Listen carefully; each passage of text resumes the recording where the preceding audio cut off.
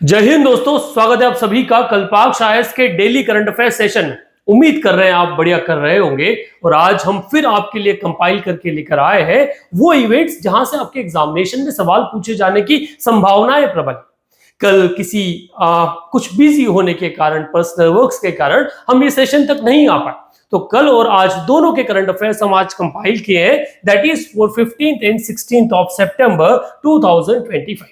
बिना देरी के शुरुआत करते हैं आज के पहले और इंपॉर्टेंट इवेंट से जहां से सवाल पूछे जाने की संभावनाएं प्रबल। पीआईबी से, प्रेस इंफॉर्मेशन ब्यूरो से खबर निकाली गई जो डिफेंस सेक्टर से महत्वपूर्ण है। कहा गया द डिलीवरी ऑफ अंडरवोट या इसे अंडरवोट नाम से भी कहा गया second anti submarine warfare shallow watercraft to the Indian army. अभी वर्तमान में भारत अपनी जो इंपोर्ट सब्स्टिट्यूशन के रूप में काम कर रहा है, क्योंकि अभी तक हम हमारी डिफेंस कैपेबिलिटीज के लिए बेस्ड हुआ करते थे किसी और देश के ऊपर। हम रशिया से परचेज कर रहे थे, हम अमेरिका से बातचीत कर रहे थे परचेज करने के लिए, पर नेवल फोर्सेस ने खुद को आत्मनिर्भर बनाने में कोई कसर नहीं छोड़ी। लगातार आप पिछले साल से देख रहे हैं कि एक के बाद एक नया सबमरीन हो, नया वॉरफेयर हो, एयरक्राफ्ट कैरियर हो या फिर ऐसे शैलो वॉरियर क्लासेस जो है ये इंडियन नेवी में इंडक्ट हो रहे हैं। और उसी श्रेणी में आज इंडक्ट किया गया है अंडरवोट को, सेकेंड ऑफ द 8 ASWCWC। अब इसका मतलब समझेगा, anti submarine warfare and shallow watercraft किसके द्वारा बनाए गए? Garden rich ship builders and engineers, जो कोलकाता बेस्ड एक कंपनी है जो इंडियन नेवी को डिलीवर हुआ है। ये नाम अगर बात किया जाए अंडरवोट, तो it holds strategic and symbolic significance derived from Andrott island in the Lakshadweep. ये बात ध्यान रखिएगा बच्चा। अब यहां से सवाल पूछने की आवश्यकता है, या आवश्यकता भी और संभावना भी बहुत सारी है, क्योंकि ये नया नाम आप लोगों को देखने को मिला है। इस न्यूज को थोड़ा विवेचना इसकी कर लेते हैं, समझ लेते हैं। तो समझिए, भारतीय नौसेना को 13 सितंबर को अंडरवोट नाम से नामक दूसरा anti submarine warfare shallow watercraft जो है वो मिला। ये garden rich ship builders and engineers जो कंपनी, ये न्यूज में बहुत ज्यादा है, कोलकाता द्वारा निर्मित किया गया है। 77 मीटर लॉन्ग लंबाई इसकी है। Diesel engine water jet combination इसमें बना है। जो सबसे बड़े भारतीय नौसेना युद्धपोत जिसमें तकनीक प्रयुक्त होती है वही इसमें। हल्के टॉर्पीडोज इसमें, स्वदेशी आपका अगर कहा जाए एंटी सबमरीन जो वॉरफेयर रॉकेट्स इसके अंदर है। उन्नत शैलो वाटर सोनार इसके अंदर लगा है। क्षमता यह है कि पनडुब्बी का पता लगाने और उसे नष्ट करने की क्षमता रखता है और तटीय निगरानी और माइन बिछाने के काम में आएगा। यह 80% स्वदेशी उपकरण और तकनीक से बना हुआ है और रणनीतिक महत्व यह है कि भारतीय नौसेना की स्वदेशी जहाज निर्माण क्षमता को मजबूत करता है और आयात पर जो भारत की निर्भरता है उसे कम करता है। अब यहां से सवाल पूछे जाने की संभावना अगर पूछे भैया तो क्वेश्चन पूछा जा सकता है, द अंडरवोट जो जिसे हाल ही में भारतीय नौसेना को सौंपा गया किस श्रेणी का जहाज है? ये अंडरवोट का नाम किस द्वीप से लिया गया? अंडरवोट जो किस शिपयार्ड द्वारा निर्मित किया गया? इस तरह के बेसिक क्वेश्चन पूछे जाने की संभावनाएं हमें लगती है। न्यूज आपको कैसी लगी आप बताइएगा, और ये नया नाम आपको कैसा लगा जो ढूंढ के लाए हैं, इसके बारे में अपने ओपिनियन कमेंट बॉक्स में डालिएगा। आगे बढ़ते हैं, अगली न्यूज को कवर करते हैं। अगली न्यूज आई आपकी एशिया कप से। अभी रिसेंटली भारत ने male Asia Cup, hockey Asia Cup 2025 था, उसे जीता। और जब फीमेल एशिया का, अच्छा हॉकी, मेल हॉकी का एशिया कप कहां पर हुआ? आपका बिहार के राजगीर जो है वहां पर उसे प्ले किया गया, उसे खेला गया। वहीं दूसरी तरफ अगर बात किया जाए तो आपका इंडिया वर्सेस चाइना फाइनल खेला गया हॉकी एशिया कप 2025 में। इसमें चाइना ने भारत को हरा दिया, तो भारत को सिल्वर मेडल से इसमें संतुष्ट करना पड़ा। अब यहां से भी सवाल पूछे जाने की संभावनाएं उतनी ही है जितनी बाकी जगहों से है, तो क्वेश्चन को थोड़ा सा एनालिसिस कर लेते हैं। वुमेन्स हॉकी एशिया कप कहां पर हुआ है भैया? तो इसका आयोजन 5 से 14 सितंबर को चीन का जो बेसिकली हैंगजाओ नाम से एक जगह है वहां पर उसे खेला गया है। कुल 8 टीमों ने पार्टिसिपेट किया है। इस आयोजन को एशिया हॉकी महासंघ के अधीन हुआ है और इसके जरिए 2026 का जो आपका महिला विश्व कप होने वाला है उसमें क्वालिफिकेशन तय होना था। तो चाइना क्वालिफाई कर चुका है, भारत पीछे रह गया। भारत हार गया है। हाँ, चाइना को गोल्ड मेडल मिला है, भारत को सिल्वर और जापान को ब्रॉन्ज से संतुष्ट करना पड़ा है। अब यहां से अगर बेसिक क्वेश्चन की बात की जाए भाई साहब, तो पूछे जा सकता है वुमेन्स हॉकी एशिया कप महिला इंडिया किस स्थिति में टूर्नामेंट समाप्त किया? Silver, first, second, third position ऐसा। या फिर ये पूछा जा सकता है कि डायरेक्ट क्वालिफिकेशन कहां हुआ? ये भी पूछा जा सकता है कि इसका लोकेशन क्या था, कहां पर ये कंडक्ट किया गया। आगे बढ़ते हैं, अगली न्यूज को कवर करते हैं। अगली न्यूज फिर आपकी स्पोर्ट्स सेगमेंट है, जहां जो boxing championship, world boxing championship चल रही है, उसमें बारे में चर्चा है। भारत ने एक अच्छा परफॉर्मेंस करते हुए 2 गोल्ड, 1 सिल्वर और 1 ब्रॉन्ज मेडल जो है ये जीता है कहां पर, इस वर्ल्ड बॉक्सिंग चैंपियनशिप में। चलिए इसके बारे में हम तो आपको थोड़ा सा एक्सप्लेन कर देते हैं। सो वर्ल्ड बॉक्सिंग चैंपियनशिप 2025 ठीक कब से कब तक खेली गई, 4 to 14 सितंबर 2025 तक। स्थान कहां है, लिवरपूल अरेना जो आपका इंग्लैंड में है। लगभग 68 नेशंस ने पार्टिसिपेट किया और महिला पुरुष दोनों श्रेणियों में कुल 20 वेट कैटेगरी में परफॉर्मेंस रहा। अगर इंडिया का परफॉर्मेंस बात करें तो महिला मुक्केबाजों के जरिए भारत का शानदार परफॉर्मेंस देखने को मिला। 4 मेडल हमने जीते, 2 गोल्ड, 1 सिल्वर और 1 ब्रॉन्ज। गोल्ड किसने जीता, तो जैस्मिन लैम्बोरिया है, 57 केजी में गोल्ड जीता, जिन्होंने पोलैंड की जूलिया को पराजित किया है। मीनाक्षी हुडा 48 कैटेगरी में गोल्ड जीता है कजाकिस्तान में। वहीं अगर कजाकिस्तान की जो नायमजीम है उसको डिफीट करके।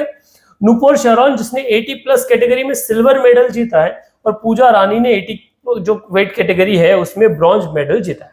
अब यहां से सवाल आप लोगों को पता है, अभी कांस्टेबल का एग्जाम आना है तो वहां भी पूछे जाने की संभावनाएं हैं। तो आप समझिए कैसे क्वेश्चंस पूछे जा सकते हैं। वर्ल्ड बॉक्सिंग चैंपियनशिप 2025 कहां आयोजित किया गया था, भारत के किस मुकाबले में 57 कैटेगरी वेट में गोल्ड मेडल जीता, किसने जीता, या इस तरह के क्वेश्चंस बेसिकली आपसे पूछे जा सकते हैं। तो ये न्यूज वो है दोस्त जहां से सवाल पूछे जाने की संभावनाएं प्रबल होती है, और हम आपके लिए वही कंटेंट भी प्रिपेयर कर रहे हैं। आगे बढ़ते हैं, अगली न्यूज को कवर करते हैं। तो अगली news prime minister Narendra Modi से है। भाई का बर्थडे आने वाला है 17 सितंबर। सो 70 आज हम 16 पे, कल भाई साहब का बर्थडे, और बर्थडे के दिन हम कई सारे इवेंट जो है उसको सेलिब्रेट करने वाले हैं। उसी के साथ एक मिशन यहां से शुरू होगा जिसका नाम रखा गया है स्वस्थ नारी सशक्त परिवार अभियान। सो ये 8वां पोषण माह के रूप में से सेलिब्रेट कर रहे हैं हम लगातार, और इस दिन हम 1 लाख हेल्थ कैंप जो है वो लगाने का प्लानिंग वगैरह किए। तो इस न्यूज की थोड़ी विवेचना करें तो आपके पास कुछ बेसिक चीजें आती हैं जो महिलाओं के लिए, नारी शक्ति के डेवलपमेंट के लिए की गई। सुनो क्या क्या इसमें इंक्लूड है। प्रधानमंत्री नरेंद्र मोदी 17 सितंबर 2025 को स्वस्थ नारी सशक्त परिवार अभियान की शुरुआत करेंगे। यह 8वें पोषण माह का शुभारंभ है, जिसमें महिलाएं, किशोरियां, बच्चों के स्वास्थ्य एवं पोषण के क्षेत्र में अब तक का सबसे बड़ा राष्ट्रीय जन अभियान के रूप में से देखा गया। इसको 2 मिनिस्ट्री, स्वास्थ्य एवं पर्यावरण कल्याण मंत्रालय और महिला एवं बाल विकास मंत्रालय, दोनों द्वारा इसे क्या किया जा रहा है, चलाया जा रहा है। देश भर में 1 लाख से अधिक स्वास्थ्य शिविर लगाए जाएंगे। सभी सरकारी स्वास्थ्य केंद्रों में दैनिक शिविर होंगे। प्राथमिक लक्ष्य महिलाओं, किशोरियों और बच्चों तक पहुंचना है। गैर संचारी रोग, हाई बीपी, डायबिटीज, मोटापा, ओरल ब्रेस्ट सर्वाइकल कैंसर हो गया, आपका पोषण परामर्श हो गया, IFA हो गया, या फिर सिकल सेल एनीमिया हो गया, इस तरह की डिसीज वगैरह को क्या करेगा, इनकी जांच वगैरह करी जाएगी। अब यहां से बेसिक क्वेश्चन कैसे पूछे जा सकते हैं। स्वस्थ नारी सशक्त परिवार अभियान किस वर्ष में शुरू किया गया। इस अभियान का शुभारंभ किस अवसर पर किया गया है। स्वस्थ नारी सशक्त परिवार अभियान किन 2 मंत्रालयों की संयुक्त पहल है। इस अभियान के अंतर्गत किस रोग का विशेष रूप से जनजातीय क्षेत्रों में फोकस किया जाएगा। तब पैरामीटर, इस तरह के क्वेश्चंस यहां से बनते हैं जो एक नई न्यूज आप लोगों के लिए। आगे बढ़ते अगली न्यूज को कवर करते।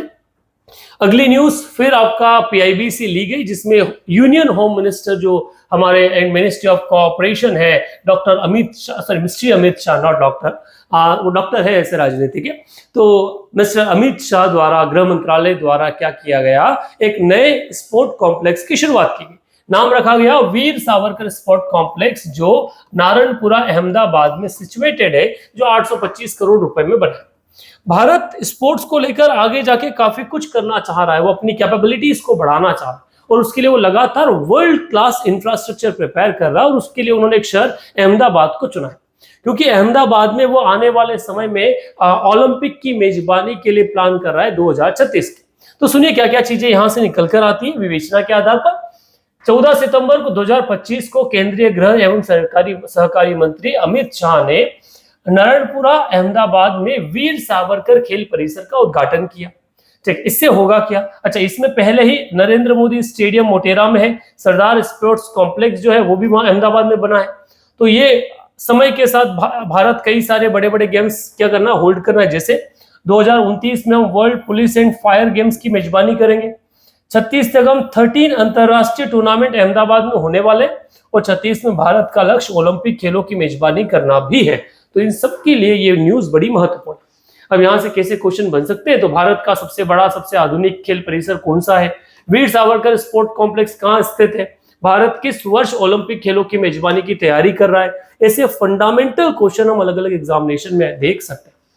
आगे बढ़े, अगली जो न्यूज है फिर स्पोर्ट से निकल कर आई, जहां से सवाल पूछे जाने की संभावना है और भारत का परफॉर्मेंस अच्छा रहा।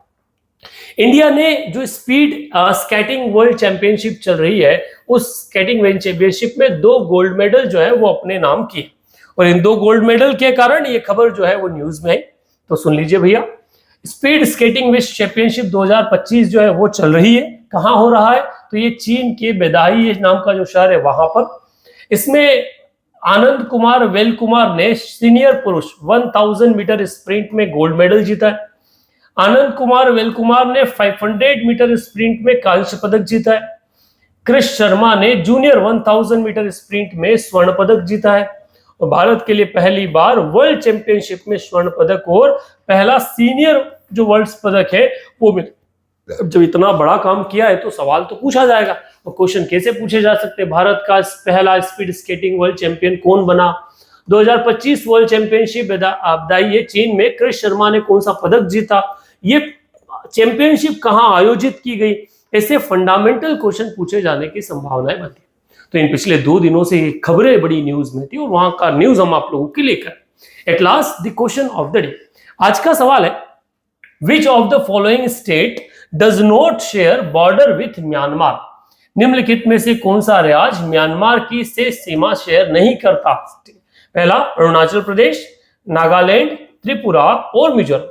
करेक्ट आंसर आप कमेंट बॉक्स में लिखिएगा। सेशन आपको कैसा लगा जरूर बताइएगा। That's it for today, thank you very much.